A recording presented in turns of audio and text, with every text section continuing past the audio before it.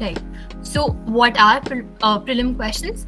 They're clarifying questions that are asked just after the consultant or the interviewer gives you the problem statement.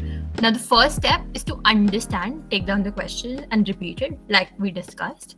After this, you can take between 50 to 30 seconds to ask some clarifying questions. Now, I've written 15 to 30 seconds, but this is only for people who've been practicing. Right now, for you, it's okay to take even 4 to 5 minutes to, just sit down, think, and like frame a question in your head. But when you're giving an actual interview, then you only take 15 to 30 seconds. But like, don't worry, this is just like driving, right? When you're learning to drive, you take a lot of time to, just do basic stuff. But once you get used to it, it happens quickly. So, yeah, that is the amount of time you have in a real interview to ask these questions. So, in this given amount of time, what you have to do is think of everything, prioritize, and then ask. So, yeah. Moving on, so these questions can be asked in any format. There's no fixed, like your interviewer wouldn't expect you to use a fixed format. They're just there to answer your question. However, what I think and what I've seen in case books, in interviews, in YouTube videos, and like all the preparation that I went through, maintaining a structure in the way you ask your questions is very important.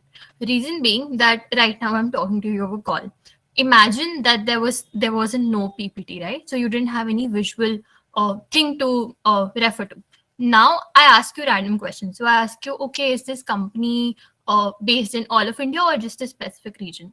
Okay, does this company have a competitor? What is the price of the product? Now, if I ask you questions that are so random and so different from each other, the interviewer would think that you're just asking stuff for the sake of it. You don't have any particular, flow of thought in mind. Okay, if this is the answer, then this is what it means. You've not done that thought process. This is what you'll reflect to the interviewer.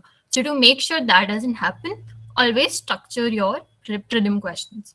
So the structure that I use, like I use it for all the cases except market entry, where it just differs a little bit. So right now, because we're discussing profitability, the structure you can use is statement, company, customer, product, competition.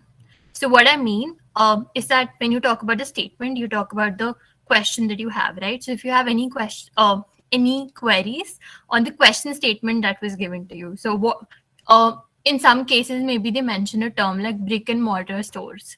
Suppose they mention that, and you don't know what that means. Brick and mortar store basically means like a physical store, right? Like Amazon is an online store, but maybe a Nike showroom is a physical store. So it's a brick and mortar store. But maybe you didn't know that. So it's okay to ask them, okay, I don't know what this means. Can you explain?